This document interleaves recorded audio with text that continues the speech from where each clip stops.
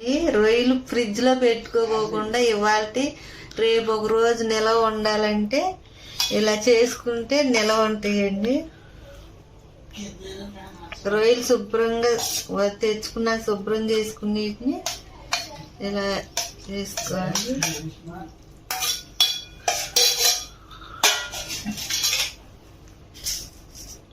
తర్వాత సరిపడంత ఉప్పు,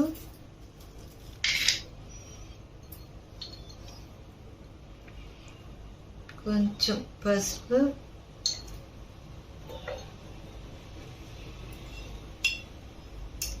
ఒక స్పూన్ కారం,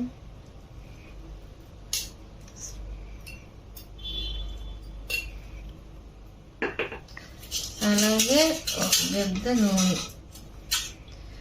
గిద్ద నూనె అండి. ఇవి మొత్తం ఇలా తిప్పుకోవాలి.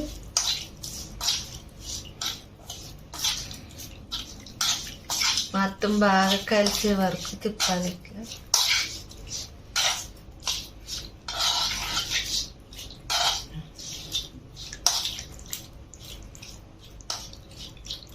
దీన్ని మనం స్టవ్ మీద పెట్టి ఇది మొత్తం ఎగిరే వరకు ఉంచుకోవాలి.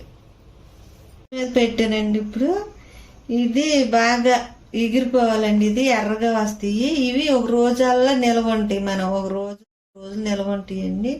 మళ్ళీ మనం ఫ్రై కానీ కూర కానీ వండుకోవడానికి సరిపోద్ది. ఫ్రిడ్జ్లో పెట్టుకోకుండా ఒక రోజున్నర ఉంటాయి. అలా ఈ రొయ్యలో నీరంతా ఇట్లా ఎగిరిపోయి ఇలా వచ్చేస్తాయి అనమాట.